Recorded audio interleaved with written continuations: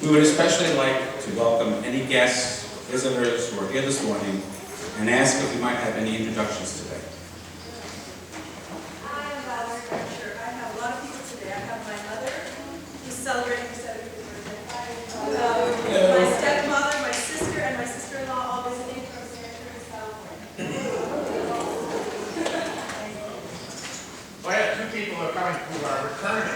One is Andy Sears, who's been away for 3 years and is moving back to the area. And Norma Fleischman, who moved away 40 years ago when she was in senior youth and is back.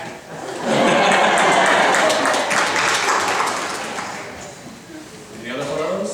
Hi, I'm Jen Ackley. We have our friends here, Nicole and Sydney Eric, all the way from Verona.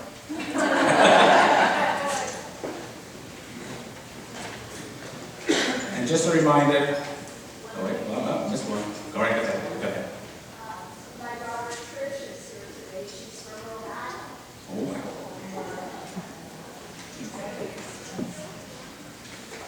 For any visitors who might be with us today, we invite you to find the welcome brochure in the pew rack in front of you. It has some good information for you and a tear-off connection card that will help us get to know you better. Please fill it out and give it to a worship leader or put it in the collection basket as it passes by. And just a little reminder that while we are all most welcome here, we suggest that ringing cell phones and buzzing pages are a bit less welcome, and if everyone could turn these off at this time, we greatly appreciate it.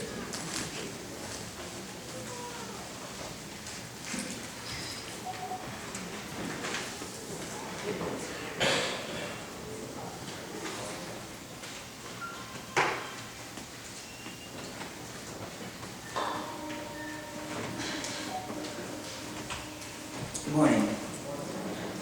So let there be joy in our coming together this morning. Let there be truth heard in the words we speak and the songs we sing. Let there be help and healing for our disharmony and our despair. Let there be silence for the voice within us and beyond us. Let there be joy in our coming together. And so we gather once again, a community of memory and a community of hope, and we light our chalice as we begin our worship.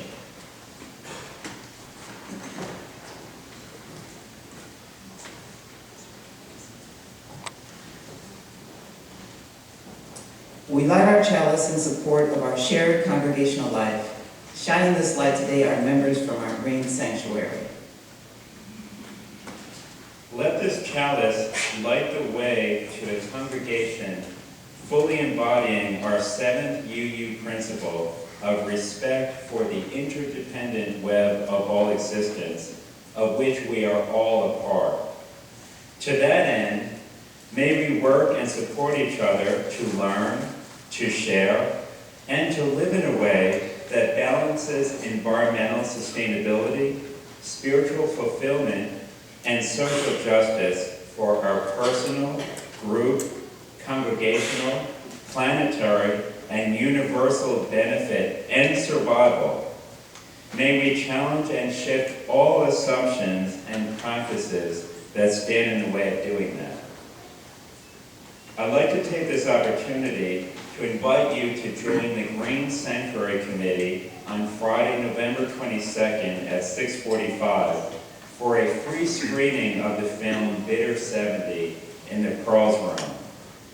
In December 2008, Tim DeChristopher, a University of Utah economics student, also now known as Bitter 70, derailed the Bush administration's last-minute Bureau of Land Management public land lease auction, which was a parting gift and bonanza for the oil and gas industries.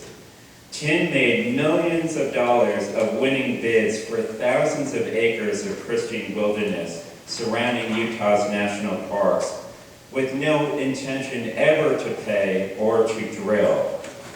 With a prison sentence looming for this extraordinary act of civil disobedience, Tim, who, by the way, is a Unitarian Universalist, stepped up his activism and evolved into a climate justice leader. Tim believes that since climate will affect generations for 1,000 years to come. It is the greatest moral and ethical issue of our time. Ultimately, Tim was led out of court and to prison in chains where he served 2 years in prison. Now he wants to become a Unitarian Universalist minister. So please join us on November 22nd in the Pearls Room to hear his extraordinary story. Thank you.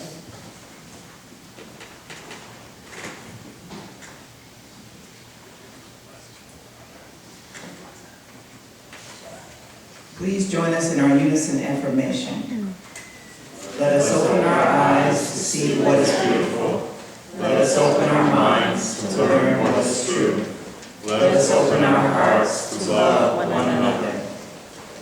Our opening hymn this morning is number 21, For the Beauty of the Earth.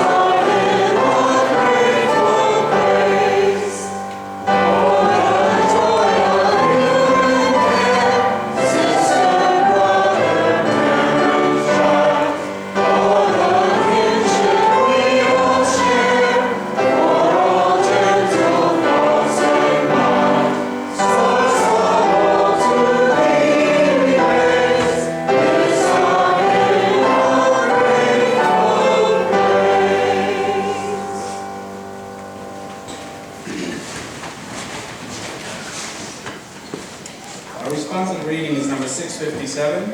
It matters what we believe. Some beliefs are like walled gardens. They encourage exclusiveness and the feeling of being especially privileged.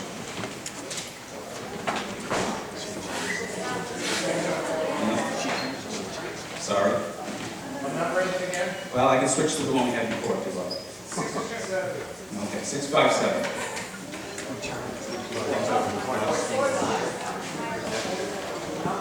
Mary, they changed the responsive reading. 465. Different numbers are here, so we changed the numbers up here. I can switch to the other one.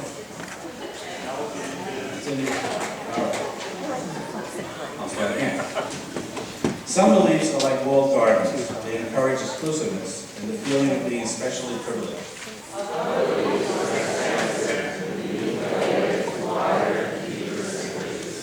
Some beliefs are like shadows, clouding children's days with fears of unknown calamities. Other beliefs are like sunshine, blessing children with warm calamities. Some beliefs are divisive, separating the saved from the unsaved, friends from enemies. Other beliefs are bonds in the world community, Some beliefs are like blinders, shutting off the power to choose one's own direction. Other beliefs are like gateways, opening minds for exploration. Some beliefs weaken a person's selfhood.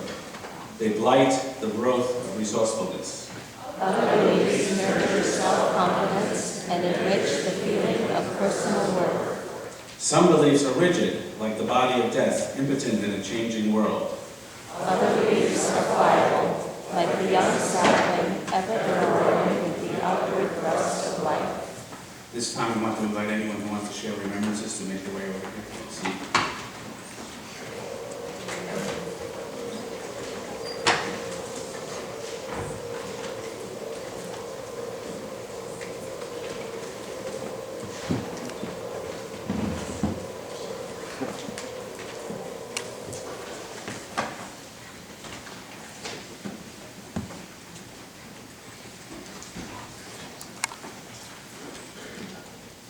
Good morning. Good morning.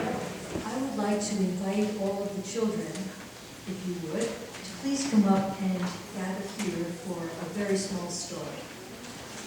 Okay?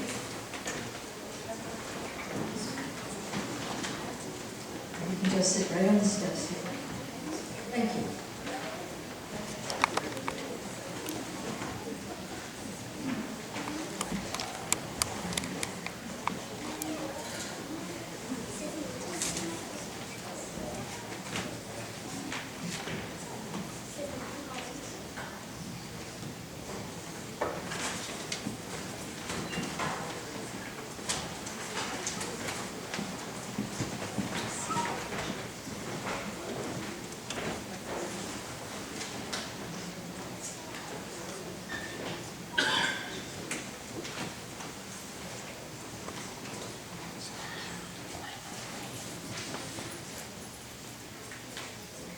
So, good morning to all of you.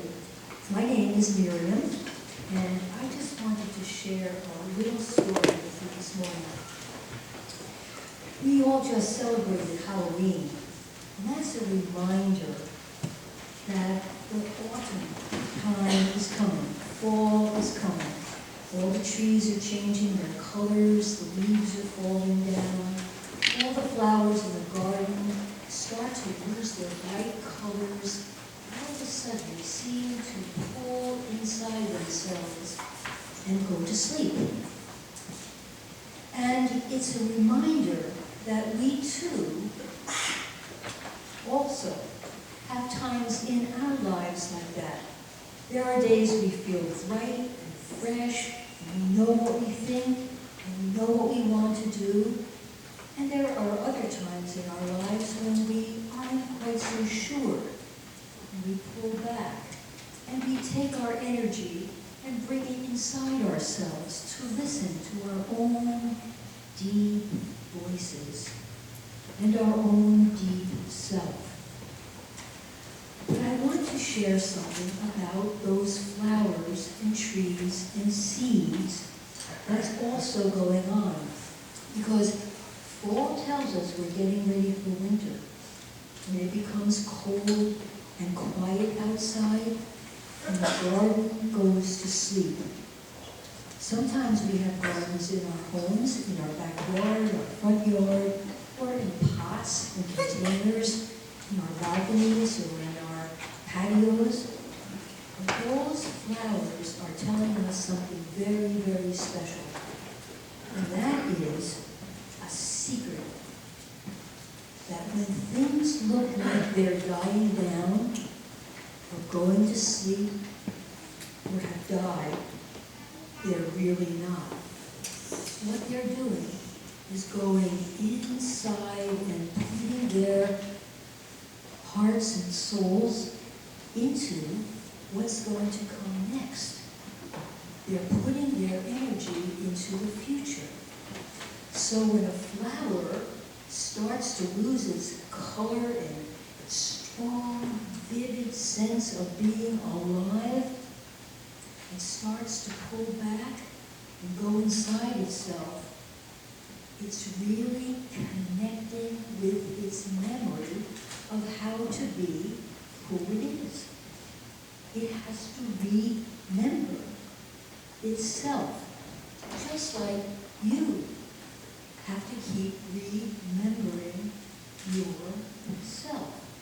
Whoever your name is, wherever you live, you have times when you're very alive, full of energy, and times when you want to think about things and you're not sure. So it is a sign that life has to go inside and outside. It has to be full of energy, and sometimes it has to just pull its energy back. So I have a little gift to remind you of this. Where I live on a farm, we planted these brilliant, lively flowers called marigolds. And all through the summer, they were so alive and made everybody happy with their color. But if you were to see them now, they would look like the color had disappeared. Their life had disappeared. But if you were to go and pick one of those flowers that looked dead and opened up its seed pod, you would see that inside is a whole bunch of seeds, which is the life of that flower gone inside, so that over the winter it can sleep and rest, and in the spring we come back and kind of renew itself, be a new sense of itself. And there's a great teaching in that, and that is what things might look like on the outside doesn't always say what's going on in the inside. And that's for you too, when sometimes you're just tired or you don't feel like doing things that maybe others want you to do, or you just need time out. And so I want to give each of you one of these flower pots. And it looks like it's very, very dull. It's not very happy looking. But I want you to take it home. And when you can find a quiet place, put a piece of paper or an envelope down or a jar, and open this up, and you will see falling out many, many, many, many seeds. And let them be over the winter. Let them rest. And then when the spring season comes, and the temperatures start to get warm again, and the soft spring rains come, and the soils soften and get moist, and they're not as hard and frozen, you go out to your yard or your patio or some place where you have a pot filled with soil, and just take these seeds and put them in. Cover them with some soil and let the sun and the moon and the stars and the rains and the earth call them back to life. And then you're going to find you're going to have this beautiful bush of hundreds of flowers growing right because you planted it. And then when those flowers die, you can pick those seed pods too and give them to your friends and neighbors. And then they'll have the same joy of being able to plant new life. And it's a reminder that life never, ever, ever, ever dies. It just changes the way it is, the way it looks.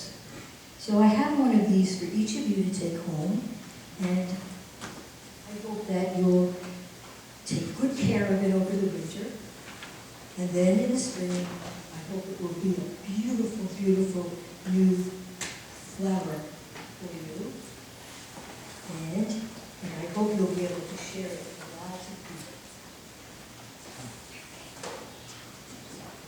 people. You're welcome. You for listening so well and for taking good care of this, because we are all given the gift of life, and we have to take good care of it so we don't let anything happen because we weren't paying attention.